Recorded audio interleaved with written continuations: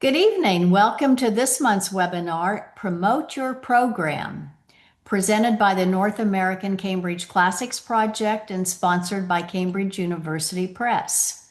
We are so delighted to have Nathalie Roy back with us this evening. She is a frequent webinar presenter and a member of the NACCP board. A national board certified teacher, Nathalie studied classics and curriculum design at Louisiana State University.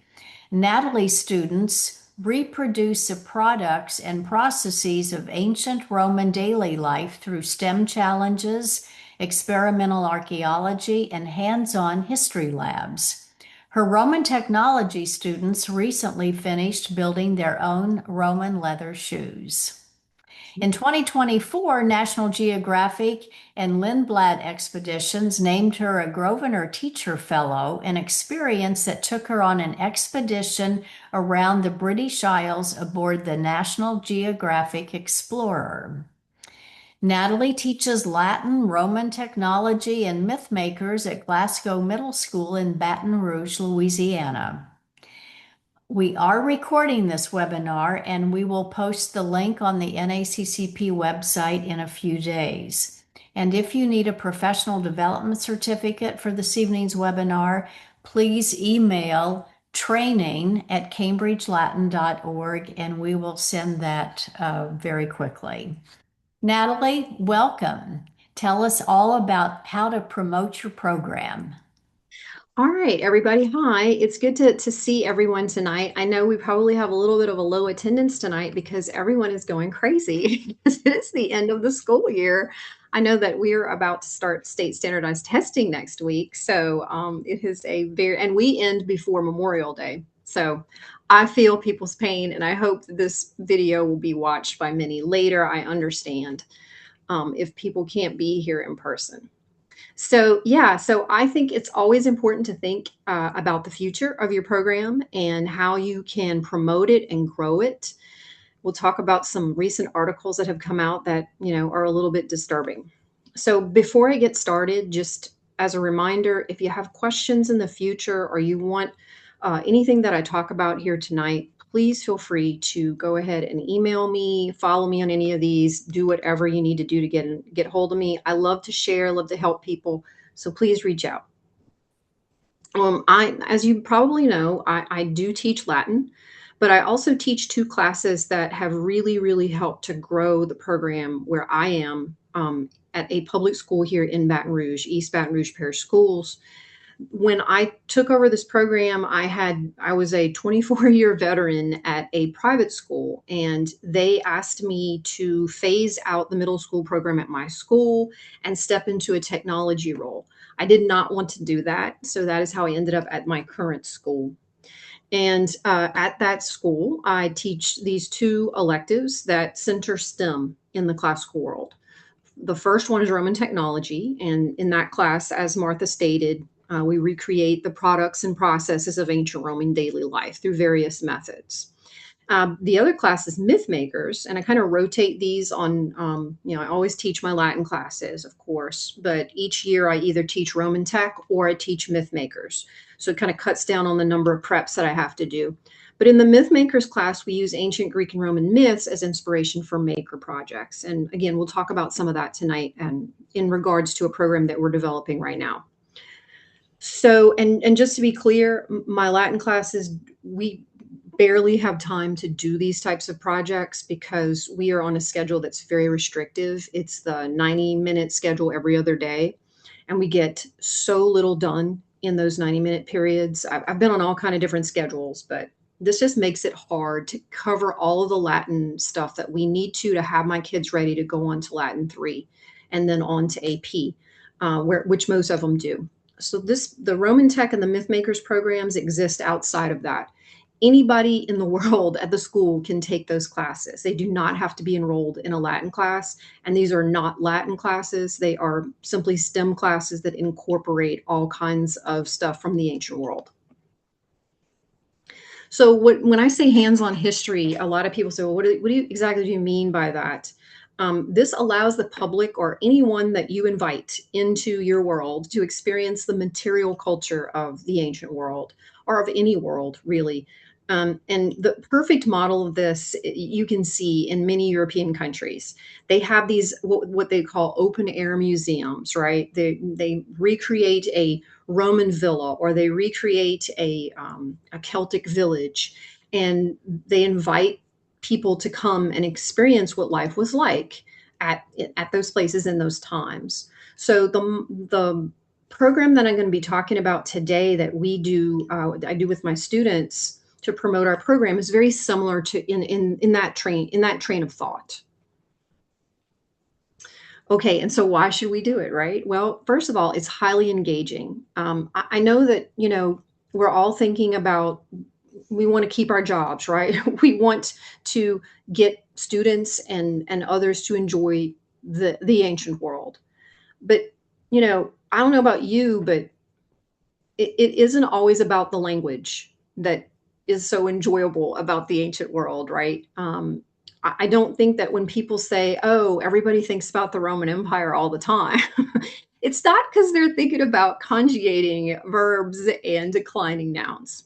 They are thinking about the contributions to society that the Romans have made. So this program gets to that, and it sucks kids in via that way. Some of them may take Latin, some of them may study history, some of them may go on to, be engineers with that inspiration. There's so many places to go with that knowledge. So again, children and adults remember more when they experience it physically. So the activities that we're going to talk about today that we use to promote the program are really all from that angle. And you can see this little girl is putting together a Solomon's knot mosaic using real marble tesserae on a template. So, of course, why should we do this? We want to promote the classical world, right? In our first year of doing this program that I'm going to talk about tonight, we had over 800 visitors to the museum. This is our little setup here at the museum. Those are my students instructing people at these green tables. And enrollment in classics programs, I hate to bring this up tonight, but I think we all need to kind of take responsibility for this and feel like, we're in this together, but we need to do something about it together.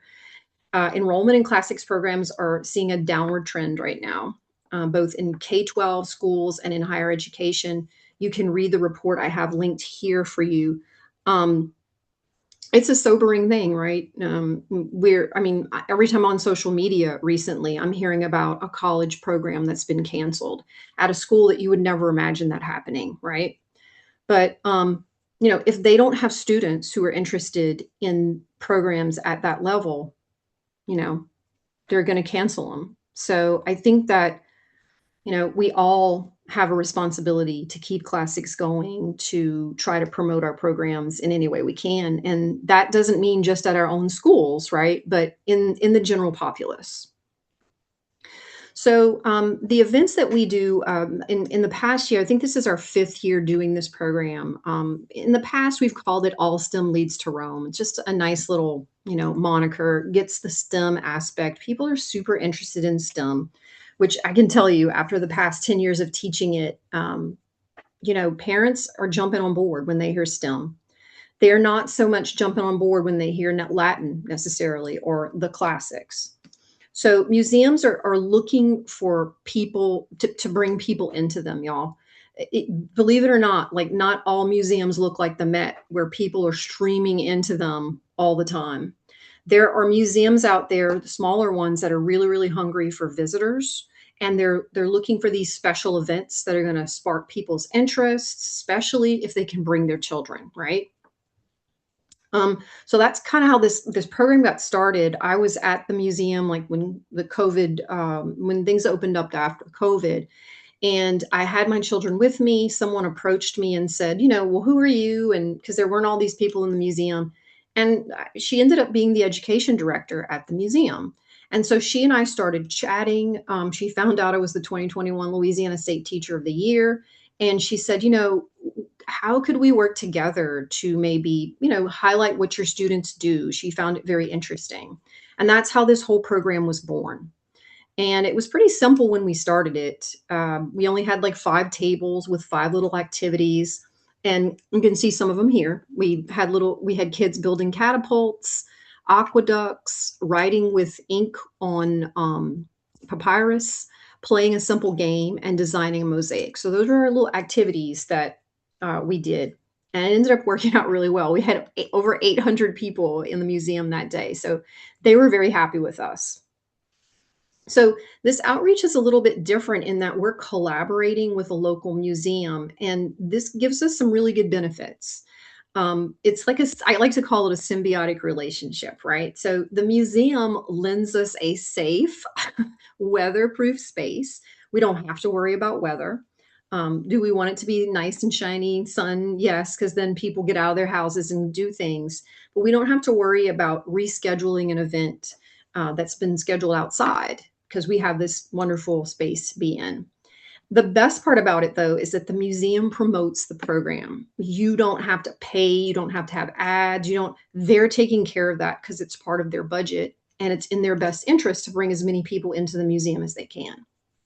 Our school, our program lends its time and talent. My students are the presenters, and it gives the museum an eye-catching event, right, to draw people in.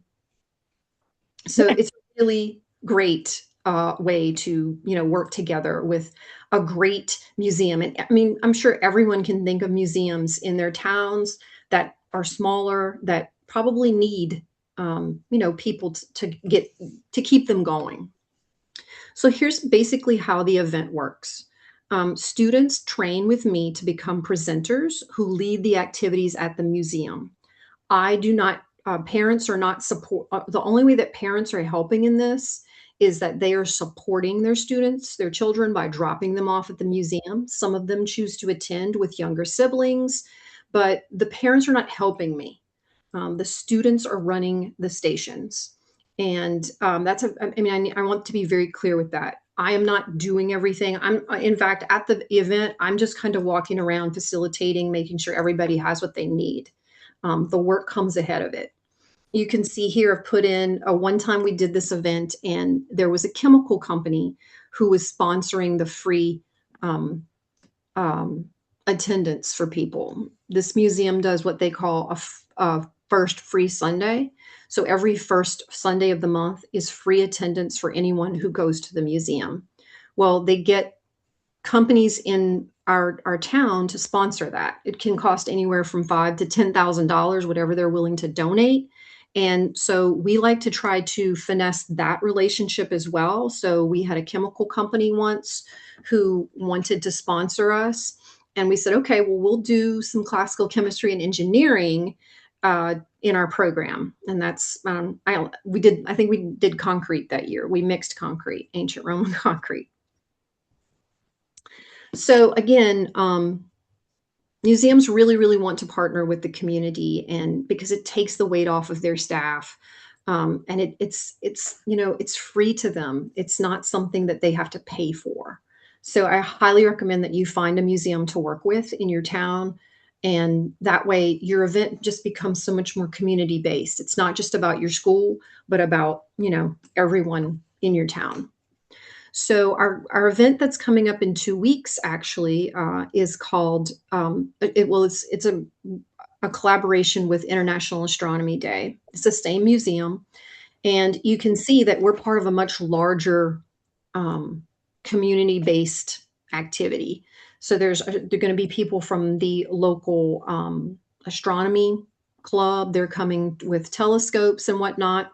And when we heard that that was going to be the theme, and since I was teaching the Myth Makers class this year, I said, great, we'll do something about constellations or stories in the stars. And so all of our activities coming up are going to focus on that so that we can match up with the Astronomy Day. And like I said, industry sponsors activities and entry fees. They want their name on philanthropy. That, they love that. So please, look into that. So I'm going to talk now a little bit more about the event and how it works and how I train the students to be ready for it. The stations we do are all hands-on history activities, and adults and kids can engage in them, and they do. We do games, writing, catapults, bridges, and arches. So I'll talk a little bit about each one now. And don't worry, I have lists. If you want to replicate these activities, I'm happy to help you do that. But I have lists for you, supply lists, everything that you're going to need if you want to try replicating these things, even just at your school. So this is the layout that we use for the museum. We give them this. This is actually the event that we're going to be doing in 2 weeks. We've got our welcome station here. This is where we're gonna come in, and I think I can hear someone's not on mute. So if that's you, you might want to mute. And then we have our little tables all set up. This just kind of gives kids an idea of what it's going to look like when they're there, where to go with their supplies and whatnot. So the first thing you'll want to do is have a welcome station. And since BASF was sponsoring us that time, we went ahead and used their tablecloths so that we are repping them as well as everything that we're doing. And the students are standing there. They welcome guests that come in. We have them sign in. Each child gets a little branded bag. So we buy these bags, and anything that you see here, y'all, it's in bold, it's underlined in a color. You can click on that, and it's going to send you to a place where you can purchase that. So we buy these bags and we stamp them with our logo. And this way it allows the child to collect all the little, accoutrement that they get at each station. So the parent's not like carrying, a wet piece of papyrus and a catapult and whatnot. I highly recommend a passport program. So every child that walks in gets this little passport. And again, I have it linked for you here if you want to replicate it. Everything I use is in Google. So please hit File and make a copy, and then you can edit it as you wish. You have my permission to do so. And what it is, this child takes this around to every station. There's little stamps there that once they've completed the activity, the passport gets stamped. So this incentivizes the child going to all the stations, not just one or two. And when they bring it back, it gives us some demographic information for our sponsors too. So for example, it'll give us their name. Sometimes we'll send them a little survey afterward. We ask them for their email address so that we can do that. And we can ask them some questions. How did you enjoy the event? Would you attend again? That kind of stuff. That's really helpful to have information to have so that our sponsor for this event, for example, CAMWIS sponsored us, the Classical Association of the Middle West and South.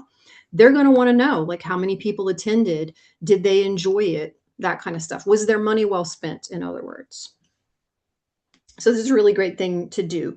We also use these. We'll put these in a hat and give them prizes. We'll call out names to give prizes, and I'll talk about prizes later. So here's our first activity. Super simple, y'all. It's just the Roman game of rota, which is all you need is a balsa wood circle.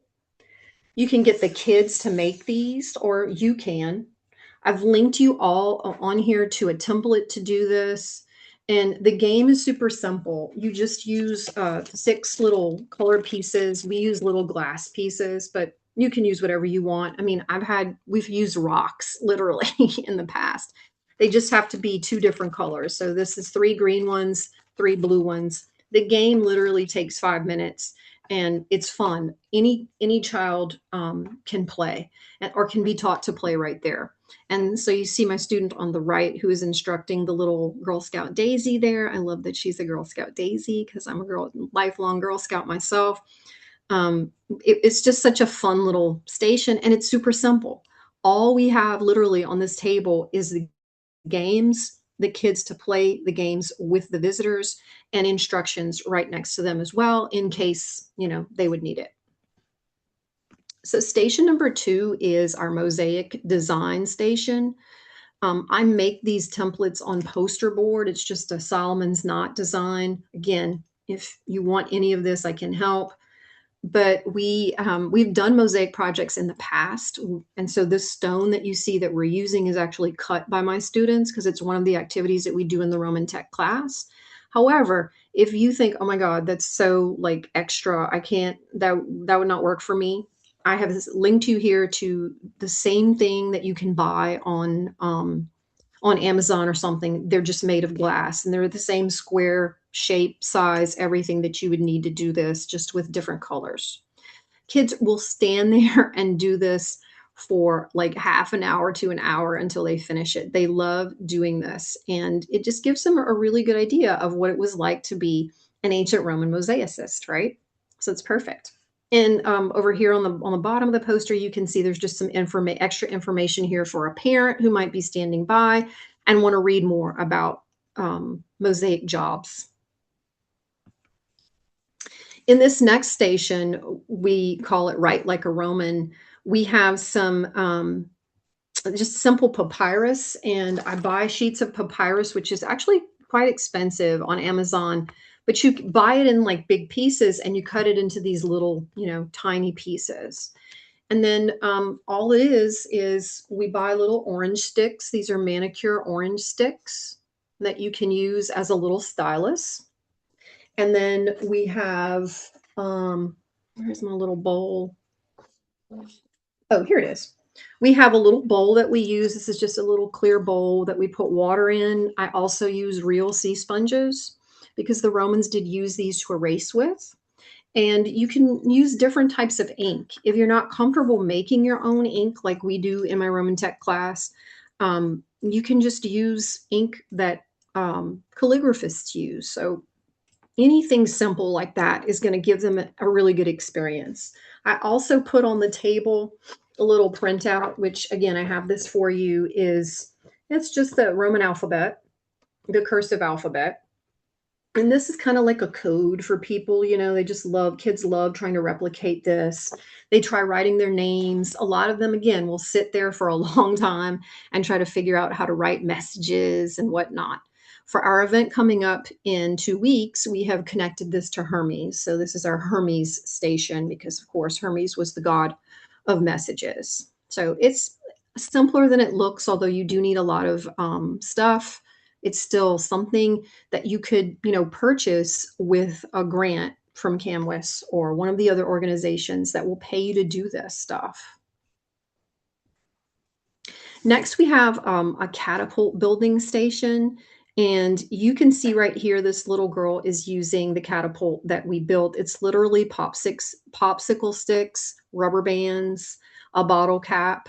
And we have the kids, once they built the catapult, they'll need a lot of help. It can be difficult to work the rubber bands properly. If you want to learn how to make one, I have a video here for you. But once they've built the catapult, they don't just take it away, right? We give them little erasers to shoot at the little cup towers there to see if they can knock them down. It's a very interactive activity. Kids and parents just love this activity. They get into it so much. And then the child gets to take that catapult home and with their little eraser and continue to use it at home. So all of these things that they get to take home are like reminders, right, of the program. They absolutely love it. So Station 5, we did this. We haven't done this every year, but it was really popular the year that we did it. It's called the Caesar's Bridge Challenge. So the kids get to try to build a bridge over this container. This container represents the river that he would have built the bridge over, right? So again, they're just using popsicle sticks and rubber bands, and they can build it in any way they wish. The only thing that has to happen is it has to span the river, the container, and it has to be able to hold 5 pounds of weight. And that's the weight you see being placed on it. And I mean, look at those girls' faces. They're like so excited to see if their bridge is going to work. It's just a great challenge. I had once a man, actually, this man, he was a parent, obviously. He stood there nearly the whole time trying to build this bridge. Like he just got into it. So it's amazing what people will do when presented. They just love this. Okay, the last station at this particular one was this arch building activity. And you can see on the floor how we have the floor divided up into these squares. We actually just taped with painter's tape the floor so that we kind of contained each station so that, families didn't get mixed up with each other and the block sets kind of stayed together. So it's this block set that's being built. This man is helping his daughter. The instructions are there and it's basically runs itself. I do have students who will sit and help kids that, their parents aren't willing to sit on the floor. But a lot of times they do, and they will read through the instructions with the child and do the activity. And it's an actual Roman arch. This is the arch that we're talking about. And these kits are $29.95, something like that. But again, with a grant, you're able to get those and use them for this type of event. And of course, you get to keep them for your classroom as well. So you can, do a lesson on arches with your students. So one of the things that a lot of teachers don't understand when I tell them about this event is that the students are the presenters. And they'll ask me, oh my gosh, like, how does that work? Like, my students absolutely adore this activity. To them, I sell it as an event for them to show what they know, right? It's near the end of the year every time we do it. And so it's like it's like the culmination, right, of everything they've learned over the year, and they get to show it to the general public. So you can see here they're building catapults. It also coordinates great with organizations like Junior Beta, Key Club, all those organizations that require the kids to have service hours. They can't earn all their service hours usually through, the end of the year. So this allows them to earn 3 to 4 service hours, and they really, really like that. So just a little bit of information about how to train your students to do this. They actually have to attend a training with me. Like I totally, make it a thing. I do one like online. So if they can't come in person, or because I do have students who ask me to do this every year, even though they're not my students anymore. So since I just teach middle school, my students go on to high school with the high school Latin teacher. And every year he reaches out to me and says, I have some students who are interested in helping you with the event. Can you give me information about it? And so because they're not my students, I have to do an online training with them. And so the training kind of introduces them to the activities ahead of time. I train, like I said, I offer in-class trainings. And of course, I loop parents into the process so that they know what's going on. But I make sure that they take a back seat. They are not going to be presenting. They're not, doing anything. The kids do everything. And if you'd like, I have the student training right here. You can see all the stuff that I go through with them and whatnot. Again, make it your own. I also have the students, of course, fill out paperwork. So if they're going to be left with me at a museum, I get them to fill out, their family's phone number, a parent's name, all that stuff at the event. I also set up a Remind group. Remind is an app that you can use so that you don't have to use people's real phone numbers, that kind of thing. I set up the Remind group so that I can send messages, reminders about the event. I have sign-in sheets at the welcome table so that the students can sign in when they got there and when they leave, so they have the proper number of service hours. That's all linked here for you. And then, a lot of people ask me, Natalie, how can you possibly prepare for all of these activities, all this stuff? Like, how do you organize it? So here's a little bit about that. I'm a huge believer in creating lists. So you see my list right here for one of the ones that we did. Yeah, this was a couple of years ago. It's different for the one that we're doing this year. But you can see that I have my list divided into stations. So those are the stations that we're going to be running. And literally, I sit at my desk and I think about being actually at that station and what I'm going to be doing, and I put everything on that list. A good thing to put in every station's supply box is going to be tape and scissors. That's kind of, a basic. And then, of course, the students help me pack as well. I start saving copy paper boxes at the beginning of the year. and every box has a label with the station that it's going to end up at. And the kids help me load my car the week before the event because we do not have access to our classrooms over the weekend. So we have to pack everything up. And that's my car packed up, ready to go. And I, of course, I meet them at the museum. They unpack it. They set up their own stations and get ready for visitors to get there. And, people ask me, well, what do you do at the event? Not only what are you doing? And the answer is this right here. I'm talking to parents. I'm asking student presenters if they need help, if they need anything, do they need a bathroom break? I actually set up a VIP room for them to feel special with snacks and drinks in there for them. I take tons of pictures. The job is for you not to stress because once you've prepared it and you've trained your students, you know, your job is just to enjoy the event. I will tell you that when we have these events, I get tons of people walking up to me, adults asking, like who are these children? Um, where do they go to school? What program are they in? Which tells me, parents are interested in this type of programming. Jenny and I were talking before this presentation began about grants.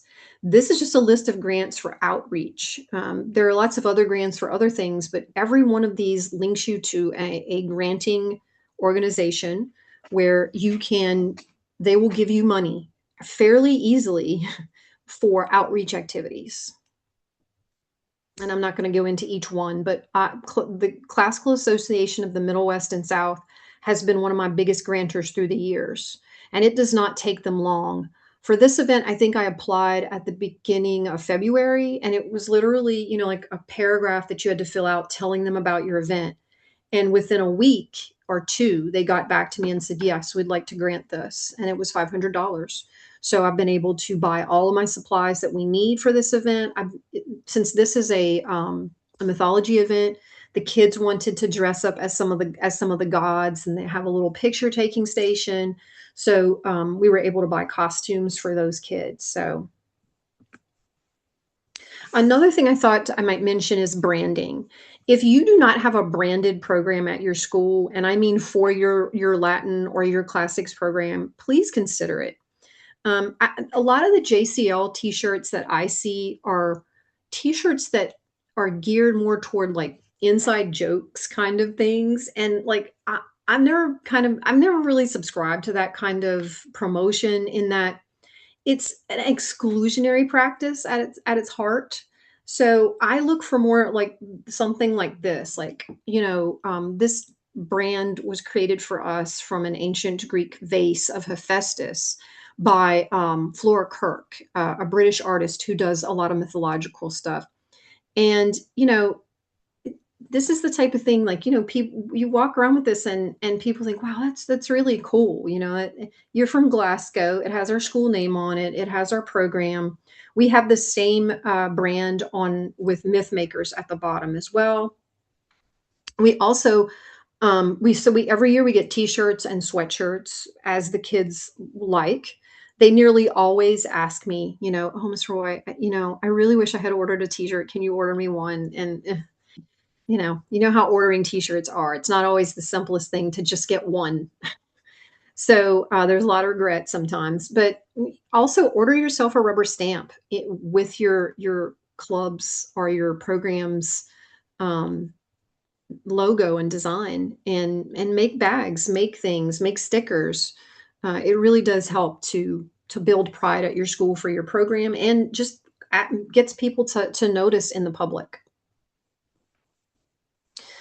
After the event, I highly recommend reaching out to the museum if you use the museum, thanking them, their staff, thanking your sponsors. We always write a letter to CAMWIS thanking them for the grant, thanking parents and students for doing the service. After the event is over, we usually end the event with a meeting of me and the students. In every class, we'll meet and talk about glows and grows, right? How did we do? What could we have done better on? and they always come up with the most fantastic ideas. They were the ones who came up with the MythCon idea for this year. And luckily we were able to tie that into the astronomy day activities. It was fantastic. Um, this is me with a Zeus beard that my students are obsessed with, that I crocheted. So I thought it was a funny picture to end this presentation on. Here are some resources for you if you want to find out more about these activities in more detail. I have talked about this on my blog. I have a blog called All STEM Leads to Rome, and I talk about it in a couple of different posts. So there's a lot of good information there.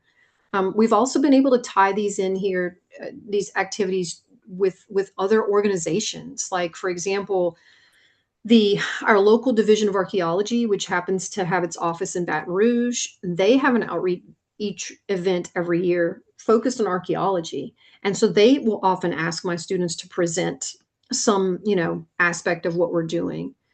Um, we have the Louisiana Shakespeare Company, who is having their annual festival coming up in 2 weeks, 3 weeks, and they have asked us to come and talk about oak gall ink, which is an ink that we make using gathering the oak.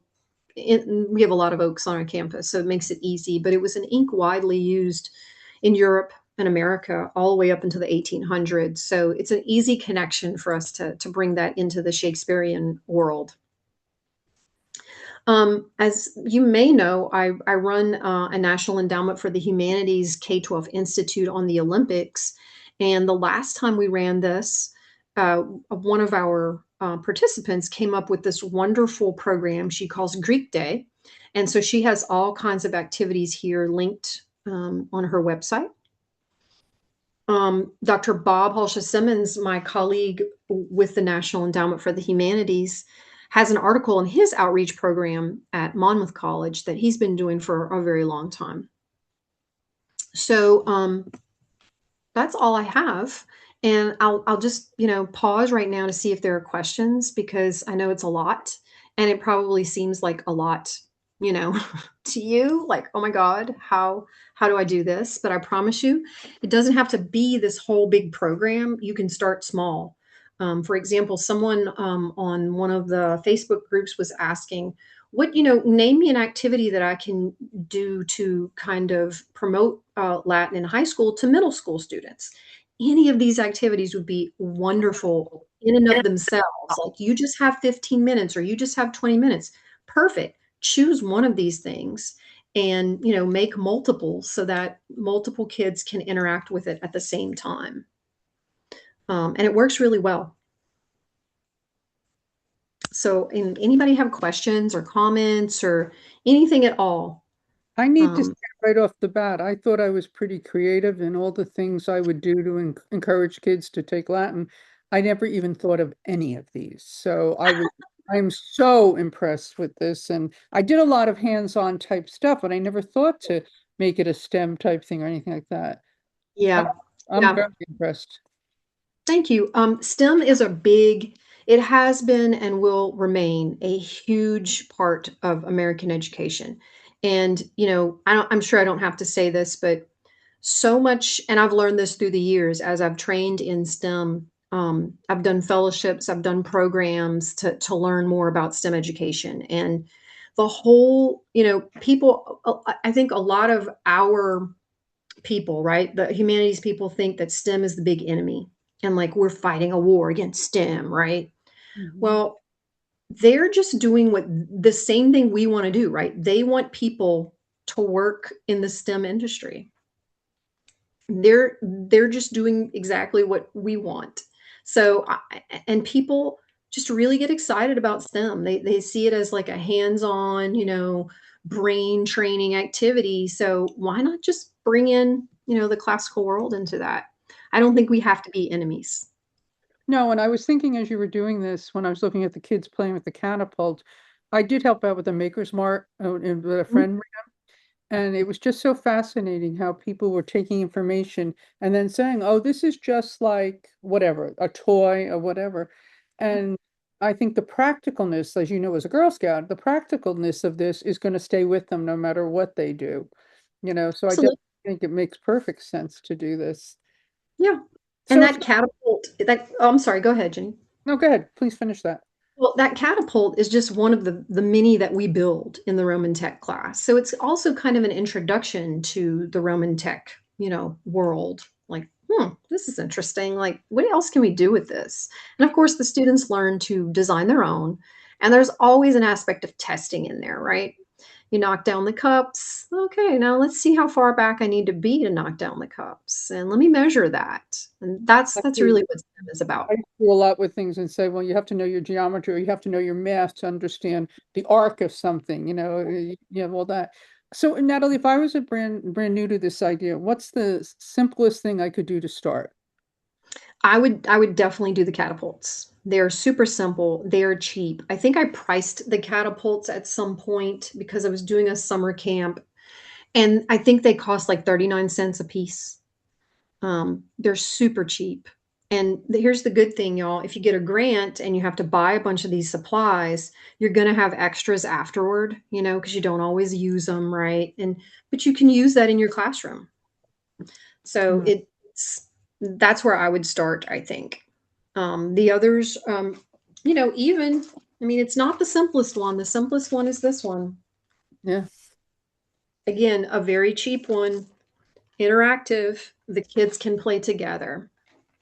So yeah, I think I would And start with your the your student presenters, do any of them do this more than 1 year or yeah? yes. My sixth graders this year, I have a lot of sixth graders in my myth. I have large myth makers classes. There are 33 kids in both of those classes. That is the legal limit in our state.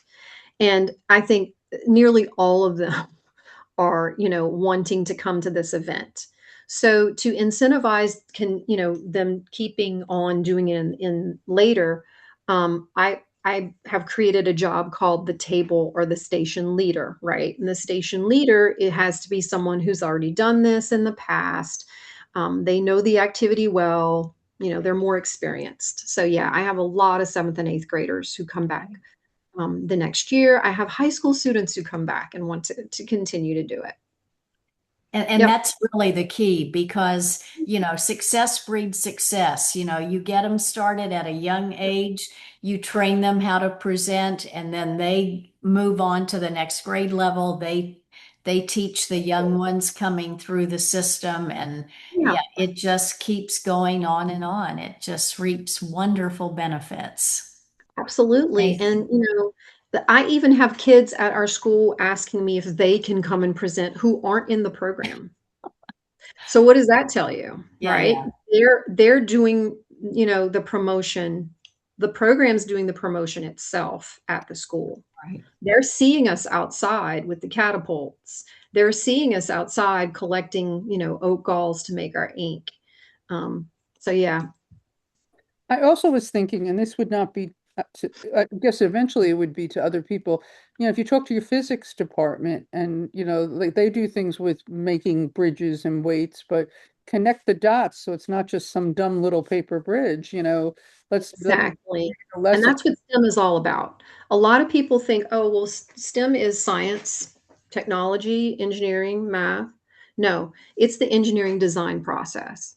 And that includes, drawing something out, planning it, talking with a group. STEM is never done in isolation. And Um, just and then you because, build it, and then you have to test it. yeah. Okay. There's specifications. There's stuff that you have to keep to. You only have so much time. These are all real world concepts that you see in the engineering world. Absolutely. One year, we got, hit with everyone has to do two STEM things or technology things. And, my supervisor said, well, I don't know how you guys are going to do it in languages. And, he was giving us an out before we started. And one of the things I did is, there's that video of them building the bath in Turkey. Mhm. And Yeah, we our worksheet wasn't a question and answer thing. It was who was invited and why, and what was the process, and what problems did they have. It was a total analysis of any project But, Yep. and so my boss was like, wow, we'll use this model for some other people who are saying they can't do it, and Well, that and was, you say, Jenny, that math and science teachers are doing this type of instruction. And the truth is, and a lot of them are not. And I'll tell you why. It's not because they don't want to. It's because if you're at a public school, you have got to cover the curriculum before the test. yeah, I know that that's very much so in elementary and middle school. High school, maybe not so much. You might see a little bit more STEM actually occurring in high school classes. But my experience where, I mean, I ask my science and math teachers all the time to help me with things. And they're like, I wish we could do this in my class. I would, it's very sad. Well, I think also not all science and math teachers are innately creative. They know how to do what they True. know to do. And, I had a thing where the kids were using a squishy ball to play a vocabulary game, and they kept throwing it. And you weren't supposed to use the wall, but that was off limits. But one kid did, and I said, "Well, you're never going to get it where you want to get it. This was an angle lesson." So I mentioned it to the math teachers, and the one teacher says, "Why do you think I take them out to the pole, the flagpole, to measure angles?" And Yep. another person in her apartment goes, "You do? I've never thought of anything like that." So it could be an interdisciplinary discussion too. Of Yeah. course. There's so much um, overlap across the Mhm. curriculum, Yes. especially when you're talking about the classical world. Yeah. Well, thank you so very much. We're going to stop the recording, and if any of our participants would um, like to pose a question to you, we'll do that at this point. All right, hold on one sec. It's